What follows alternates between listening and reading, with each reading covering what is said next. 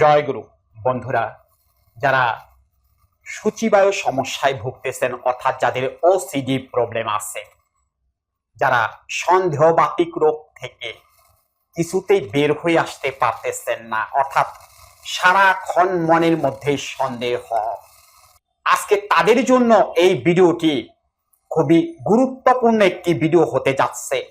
কেননা আজকের ভিডিওতে আমি এমন তিনটি কৌশল বা এমন তিনটি কাজের কথা আপনাদের বলে দেব, যে তিনটি কৌশল বা কাজ যদি আপনারা অ্যাপ্লাই করতে পারেন, তাহলে আপনাদের এই সমস্যার সমাধান হয়ে যাবে। একটু ধৈর্য সহকারে কথাগুলো শুনতে থাকুন। আপনাদের তো আবার ধৈর্য নেই, যারা এই রোগী তাদের তো ধৈর্য থাকে না, অস্থির, সারাক্ষণ অস্থির। করলেন তো আর কম কিছু না, তাবিজ কবজ কত গলায় ঝুলাইলেন, কবিরাজের পানি পড়া খাইলেন, ডাক্তার ওষুধ দিয়েছে সেগুলো খাইতেছেন, সমাধান কি আদৌ করতে পারছেন? সমাধান কি হয়েছে? আপনাকে বুঝতে হবে আপনার সমস্যাটা মনের মধ্যে। সেই জন্য আপনি যতই তাবিজ কবজ করেন আর ওষুধ খান, এই সমস্যার সমাধান আপনি বা আপনারা করতে পারবেন না। কেন পারবেন না? সমাধান কি করে হবে তার উপায়গুলো আজকে আমি সুন্দরভাবে আপনাদের বলে দিতেছি। গতকালকে এক ভদ্র মহিলা আমার কাছে কল করেছে রাত 11টার সময়। মেয়েদের কল করা নিষেধ, আমাদের স্ক্রিনে কিন্তু লেখা আছে। তারপরও ভদ্র মহিলা আমার কাছে কল করেছে, কল করে বলতেছে যে স্যার, আমি জানি আপনার কাছে মেয়েদের কল করা নিষেধ, তারপর আমি করেছি, বাধ্য হয়ে করেছি। আমি বললাম হ্যাঁ ঠিক আছে, আপনি বলুন আপনি কি বলতে চাচ্ছেন। পরে বলতেছে স্যার, সমস্যাটা আমার না, সমস্যাটা আমার স্বামীর। আমার স্বামী আমার জীবনটাকে তছনছ করে ফেলতেছে, আমার দুটো বাচ্চা আছে, এখন আমার এমন একটা অবস্থা হয়েছে যে আমি তার সংসার করতে পারবো কিনা এই নিয়ে আমার সন্দেহ হয়ে গেছে।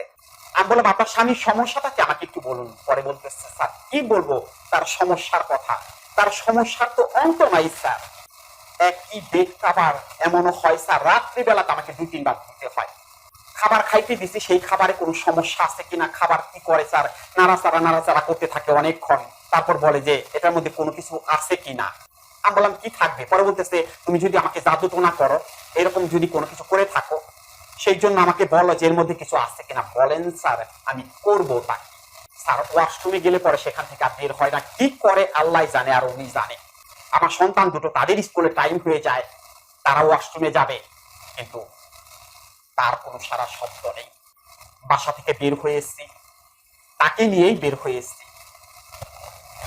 নিচে নামছে, আবার বলতেছে তুমি মনে হয় তালাটা ঠিক মতো লাগাও নাই, সুইচটা মনে হয় বন্ধ করো নাই, গ্যাসের চুলাটা মনে হয় বন্ধ হয় নাই। আবার স্যার আমাকে স্যার উপরে পাঠায়, আবার আমি চেক করে যাই, একটু আগাইছি, আবার সে বলে যে আমি চেক করে আসি, আবার সে যায় চেক করার জন্য। কি করব স্যার, কি করব? এইরকম যন্ত্রণা কতক্ষণ সহ্য করা যায়? 2 মাস ধরে যে সমস্যাটা হইতেছে, যার জন্য এখন আমার সংসার করা সমস্যা হয়ে যাচ্ছে। এখন স্যার সারাক্ষণ আমাকে নিয়ে সন্দেহ করে। আমার দুটো সন্তান বড় হয়ে গেছে স্যার, একজনের বয়স 14 বছর আর একজনের বয়স 9 বছর। আমি আমার স্বামীকে খুবই পছন্দ করি, খুবই ভালোবাসি স্যার, তারপরেও সে সারাক্ষণ আমাকে সন্দেহ করে, আমাকে কারো সাথে কথা বলতে দেয় না স্যার। এমন একটা অবস্থা, আমার বাবার বাড়ির যদি কোনো লোকজন আমার বাসায় আসে, তাহলে তো আমার খবর আছে, আমার মান সম্মান সবকিছু শেষ হয়ে গেল স্যার। আমার কাছ থেকে গত মাসে মোবাইলটা কেড়ে নিয়েছে, আমাকে সে মোবাইল চালাইতে দেবে না। এখন স্যার বলেন আমি কি করি? আমার বাচ্চারা থাকে স্কুলে, স্কুলের প্রয়োজনে ম্যাডামরা আমার কাছে কল করতে পারে বা কল করে, এখন কি বলবো তাদের কাছে স্যার? আমি, আমার মান সম্মান সবকিছু শেষ হয়ে গেল স্যার, আপনি এর একটা ব্যবস্থা করে দেন। আমি বললাম তাহলে আপনি কথা বলতেছেন কেন? আপনার স্বামীকে আমার সাথে কথা বলতে বলেন। পরে বলতেছে স্যার এটাই তো সমস্যা, ভিডিও দেখবে না, তারপর তাকে আমি জোর করে দেখাই আপনার ভিডিওগুলো, কিন্তু সে কিছুতেই এগুলো মানতে রাজি না। তার কথা হলো সে যা করতেছে সবকিছু ঠিক করতেছে, আমি নাকি সবকিছু ভুল করতেছি, আমার কোনো কিছু ঠিক নাই। সেই জন্য স্যার বলছি যে এর কোনো উপায় আছে কিনা, তার সাথে কথা না বলে আমি বললাম না, তার সাথে কথা না বলে তো এই সমস্যার সমাধান করা যাবে না, তার তো আমার সাথে কথা বলতে হবে। অর্থাৎ আমি যে তাকে কাউন্সেলিং করাবো, কিভাবে করাবো, তার সাথে যদি আমি কথা বলতে না পারি, তার সাথে তো আমাকে কথা বলাই দিতে হবে। পরে বলতেছে স্যার এটাই তো পারতেছি না। আমি বললাম আপনি অন্য কাউকে দিয়ে, অর্থাৎ তার খুব কাছের মানুষ, বন্ধু বান্ধব, তাদেরকে দিয়ে বিষয়টা বোঝানোর চেষ্টা করেন।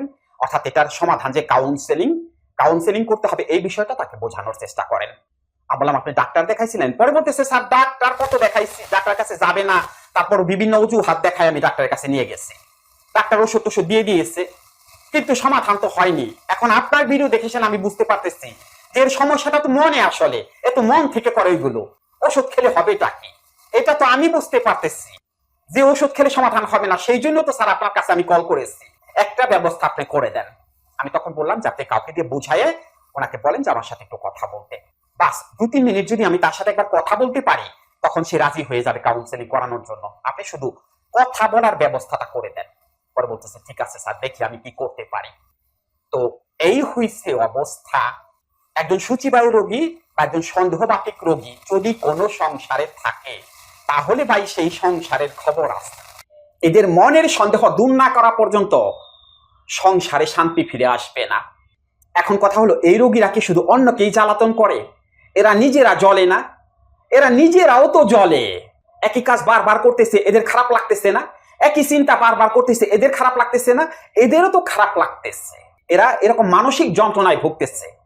আর দৈহিক সমস্যা কি এদের হচ্ছে না? এদের পেটের সমস্যা হচ্ছে, অর্থাৎ এরা আইবিএস এর রোগী। কিন্তু এদের দ্রুত বীর্যপাতের সমস্যা আছে, এদের উত্থানজনিত সমস্যা আছে, এদের সমস্যার অন্ত নেই। চেহারা কঙ্কাল সার হয়ে যাচ্ছে, স্বাস্থ্য ভালো হচ্ছে না, বাইরে থেকে পাগলের মতো মনে হয়। এদেরকে দেখলে বাইরে থেকে কিন্তু বোঝা যায় যে পাগল, এটা কিন্তু বোঝা যায়। এদের কোনো ব্যক্তিত্ব নেই, এদের মান সম্মান নেই, এদেরকে কেউ মূল্যায়ন করে না, এদেরকে কেউ পাত্তা দেয় না, অর্থাৎ এদের লাইফটা শেষ হয়ে যাচ্ছে। কিন্তু মেইন কথা হলো, এই রোগীরা বুঝতে পারে না তাদের যে এই সমস্যাগুলো আছে, তারা এই বিষয়গুলো বুঝতে পারে না। বুঝতে পারলে তো সুস্থ হয়েই যেত। একজন পাগল, সে যদি বুঝতে পারে তার পাগলামির লক্ষণগুলো, তাহলে তো সে আর পাগলামি করবে না। বুঝতে পারে না বিধায়ী তো তারা পাগলামি করে। ঠিক এইরকম অবস্থা তো এই রোগীদেরও।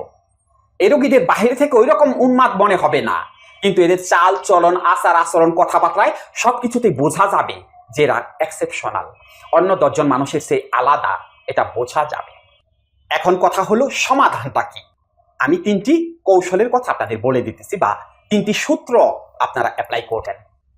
যারা এই রোগী আছেন তারা সকাল 6টার আগে ঘুম থেকে ওঠার চেষ্টা করবেন। সকাল 6টার আগে হাঁটতে চলে যাবেন, অর্থাৎ মেইন কাজটা হলো হাঁটা। ওই যে আত্মবিশ্বাস কমে গেছে, সেই জন্য একটু হেঁটে বা ওয়ার্ম আপ করে দৈহিক স্টেমিনাটা বাড়িয়ে দিতে হবে, তাহলেই মনের শক্তি ফিরে আসবে। এটা হলো প্রথম কাজ বা প্রথম কৌশল। দ্বিতীয় কৌশলটা হলো, যে কোনো একটা নীরব জায়গায় বসে চোখ দুটোকে বন্ধ করে প্রথমে একটু দমের কাজ করে নেবেন। অর্থাৎ নাক দিয়ে গভীরভাবে শ্বাস গ্রহণ করবেন, সেই শ্বাসটাকে কিছুক্ষণ বুকের মধ্যে ধরে রেখে ধীরে ধীরে শ্বাসটাকে মুখ দিয়ে ছেড়ে দেবেন। এটাকে দমের কাজ বলে বা ব্রিদিং এক্সারসাইজ বলে। এটা আপনারা 3 মিনিট বা 4 মিনিট করার চেষ্টা করবেন, দেখবেন আত্মবিশ্বাস দ্বিগুণ হয়ে গেছে। এই গেল দ্বিতীয় কাজ। তৃতীয় কাজটি হলো, দমের কাজটা শেষ করে মেডিটেশন করবেন। অবশ্যই মেডিটেশন করতে হবে। আপনি যদি মনকে পরিবর্তন করতে চান, আত্মবিশ্বাস বাড়াতে চান, তাহলে আপনাকে মেডিটেশন করতে হবে। এই যে 3টি কৌশল আপনাদের আমি বলে দিলাম, এই 3টি কৌশল তো আপনারা অ্যাপ্লাই করবেন, কিন্তু আদৌ অ্যাপ্লাই করবেন কিনা আপনারা, মেইন সমস্যা কিন্তু এই জায়গাটায়। অর্থাৎ এই যে আমি বলে দিলাম কালকে সকালে করবেন, সেটা আমি জানি, কিন্তু দ্বিতীয় দিন আর করবেন না। কেন করবেন না? কেননা এই জিনিসগুলো আপনাদের মনে চাপ সৃষ্টি করবে না, সেই জন্য আপনারা ভুলে যাবেন, আপনারা করতে চাইবেন না। আর এমনিতেই তো অলস, সেই জন্য করতে চাইবেন না। যাতে করেন, করতে বাধ্য হন, তার জন্য কি করতে হবে? তার জন্য করতে হবে কাউন্সেলিং, যেটাকে সাইকোথেরাপি বলে। অর্থাৎ আপনি নিজে নিজে পরিবর্তন করার যতই চেষ্টা করেন, পারবেন না। সেই জন্য আপনাকে কাউন্সেলিং করতে হবে। কাউন্সেলিং করলে আপনি এই কাজগুলো সঠিকভাবে করতে পারবেন।